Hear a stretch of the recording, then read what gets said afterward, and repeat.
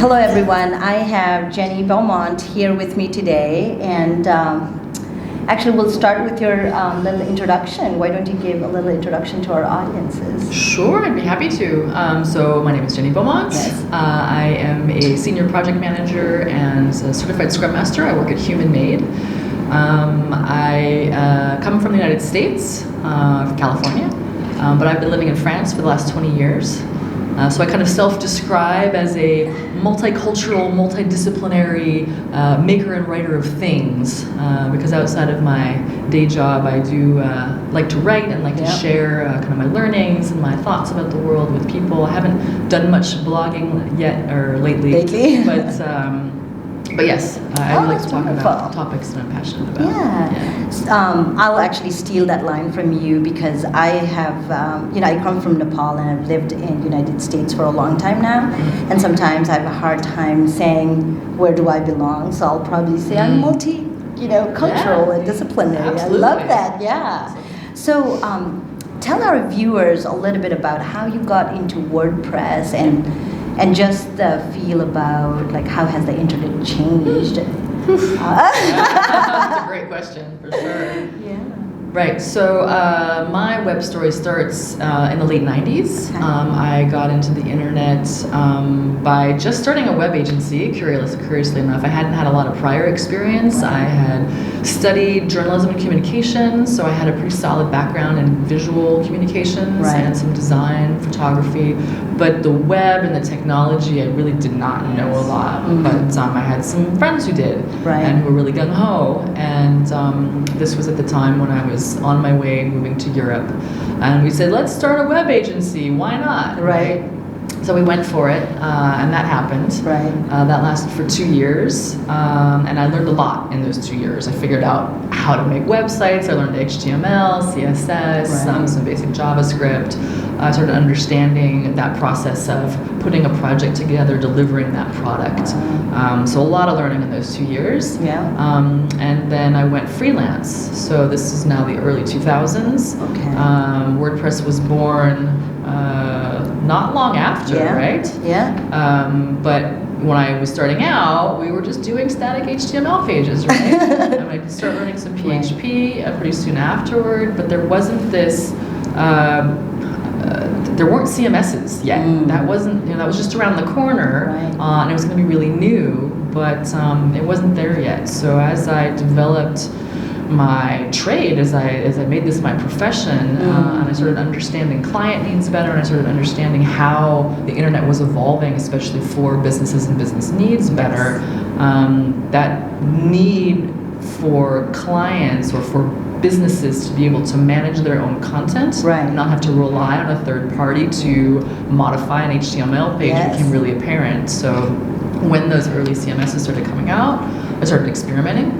A colleague, a friend of mine, put word across, sent me, hey, check this out. So WordPress came across my desk at one point in the early years, but I was like, no, that's not ready yet. It doesn't quite do what I want. I don't think it was until it was the version 3, I think, that added menus.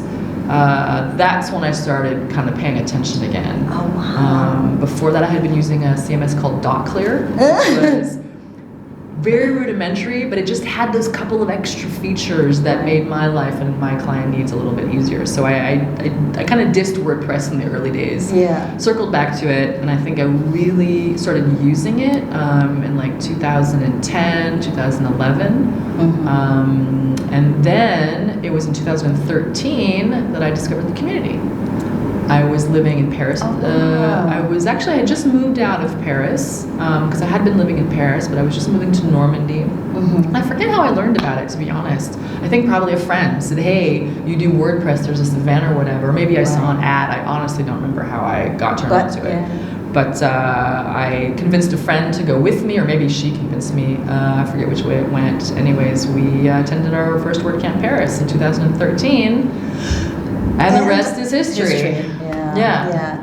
That's pretty commendable that, switching countries while learning new things and doing freelance work. I was young. achieved. You're adventurous. Yeah, so, that reminds me, if you had to give your young self an advice, what would that be? Oof. Wow. You know, I don't even know, because I think like because immediately, because of course I just did this talk yesterday called Doing It Wrong. So of course immediately I think of like all the mistakes I made, and I think of wanting to warn my younger self of what was coming. But you know, had I done that, I wouldn't have made those mistakes, and I wouldn't have learned the things I did, and I wouldn't be the person that I am today. So I maybe just to be a little bolder and have a little bit more confidence that everything was going to be okay. Yes. That doing it wrong is okay, yes. and even a good thing at times. Maybe that's just the advice, to not change things too much, not you know, have that butterfly effect too much, but just maybe help give myself that added advantage or whatever, confidence. Yeah, I love that advice, because sometimes when I think about, you know, my life history and I think about, would I change anything? Yeah. But really no, because you know, had I changed a lot of things along the way, I wouldn't be who I am today, and I'm actually pretty happy for who I am today. You know what I mean? And I'm not saying that I'm perfect. You know, there's a lot of learnings to go. For sure. We turned out okay. Right. So talking about that, can you talk you know, with our audience a little bit about, you know, perfectionism, because everybody's after that, right? Oh, don't be after that. It doesn't exist. Right. And, you know, I know you did a talk yesterday about doing it wrong, like what does that mean, and what really, you know, doing it right means. Can you elaborate a little bit on I would love to. Okay. That's one of my favorite topics. No, I think, you know, we have this saying, like, nobody's perfect, right? And it's easy to say. Right. It's hard to live. Because, of course, we're hard on ourselves. Yes. We're hypercritical. Right. We want to, you know, we want to do good. We want to have that confirmation, that affirmation from other people that we did good and that people love us because of it, right? And I think ultimately doing it wrong, there's this huge fear of rejection. That if I don't get it right, people aren't going to love me. I'm not going to be accepted. They're not going to like take me in. I'm going to be on my own. And we don't want to be on our own, right? We want to be loved. We want to be accepted. We want to be included. And so the whole concept of doing it wrong, I've kind of, it's me owning that. I am appropriating this phrase, I guess, to use it to my advantage. And as I describe it in the talk, I call it kind of a mantra. And I talk about mantras. They're helpful, right? They kind of keep us on track. They're like this guiding star or whatever that we can refer back to, and like, okay, right. So let me go back to there. Everything's okay. And so I talk about how it's got kind of a double meaning for me. How, you know, this sense of wrongness, or this sense of it's kind of a struggle, right? How do we define right and wrong? Where does that line fall, and in what circumstances, what contexts? And a lot of it comes from inside. It's us with ourselves. Because of maybe where we come from, prior experiences, everything that makes us who we are. But it's us with ourselves. And then there's this other side of it, where it's us with the rest of the world. And maybe it's, you know, your Twitter feed, or advertising on whatever, and it's bombarding us with ideas about who we should be and how we should act and all that fun stuff, right? But also people, like relatives who might put pressure on us, or colleagues who might judge us, or even family sometimes. Especially family.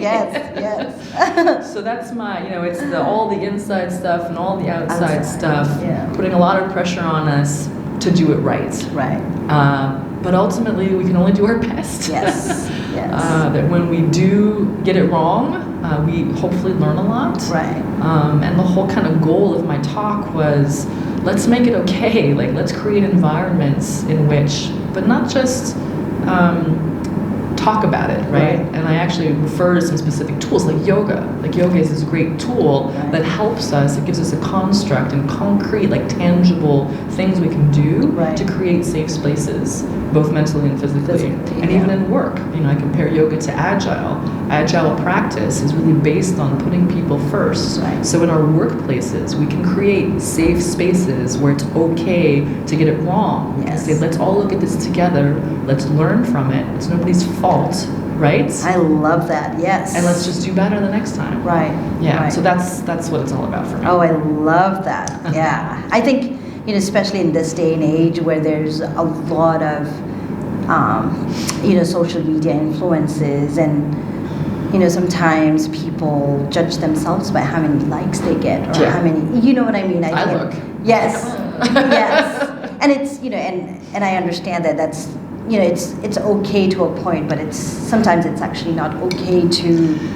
It can be unhealthy. Yes. It can be unhealthy, yeah. for sure. Yeah. So it's finding that balance with ourselves, like, are we looking just because it's exciting, or are we looking because we're feeling bad about ourselves? Yes. And I think those are those triggers that we can, like, identify.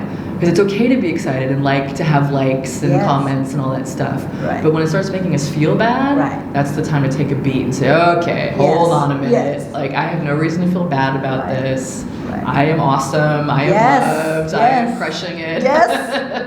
And I'm enough. Yes, and I am enough. I love that. Yeah. Yes. Oh, thank you so much for sharing that.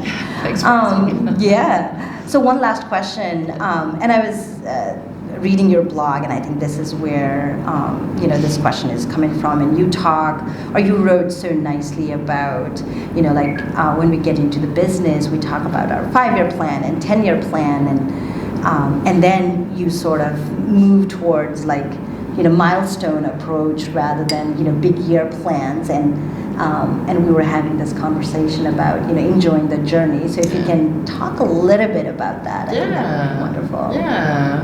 Well, it's interesting because so I got to a point in my career where I was doing it wrong. I would type that. Yeah. And I needed to do things differently. So I actually created a 3-year plan for myself, because I needed a framework. I needed to give myself, like creating a path, right? Like I needed a way forward. And so that kind of gave me a concrete, tangible way forward that helped keep me from going too far off course. I see. Yeah. So it was not saying, I knew what I wanted. Like my intention that I placed with myself was, I need professional change. I'm not happy the way things are going. I'm not fulfilled. I'm not making enough money. Like all the things. Right. So the ultimate goal I set for myself was change. But like what that was going to look like, or in what form it was going to take, and with whom, and all that stuff, I had no idea. But like that was where I wanted to go. Right. And so the plan, the kind of time frame, was giving me some boundaries, so that I didn't flail and fail and end up nowhere. Yes. And I think that was really, I don't know where I came up with that, to be honest. It just kind of felt right. It just kind of like came out, like I'm going to do this. Okay, here we go. And that did 2 things. Yes. It, again, kept me focused on my goals. Right. But it also gave me a lot of freedom to just not be hyper-focused on any one particular outcome. Right. I wasn't attached to, I want to get a job with Human Made, although this is my dream job, I've got to say, I'm super happy.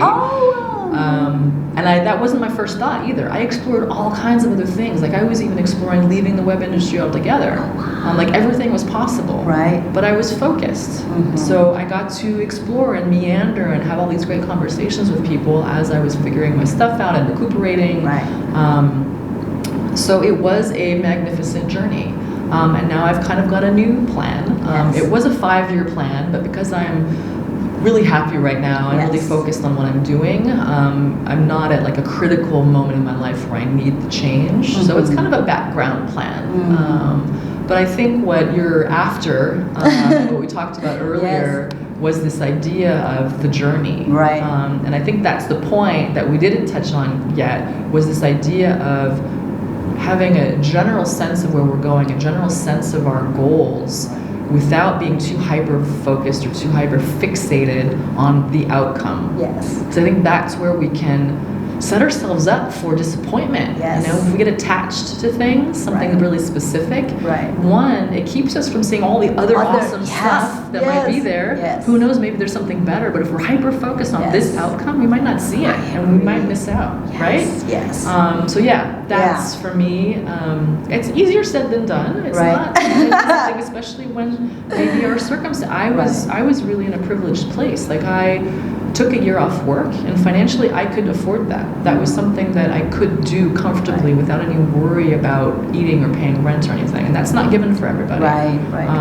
So I definitely recognize that, but I still think that regardless of our circumstances, these are tools and a kind of a mindset that can really be helpful to, one, keep us open to possibilities and keep us focused not on particular outcomes, but kind of our overall, like, what are we wanting? What are we needing?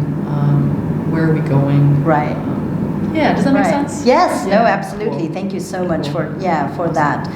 I feel like I can talk to you forever.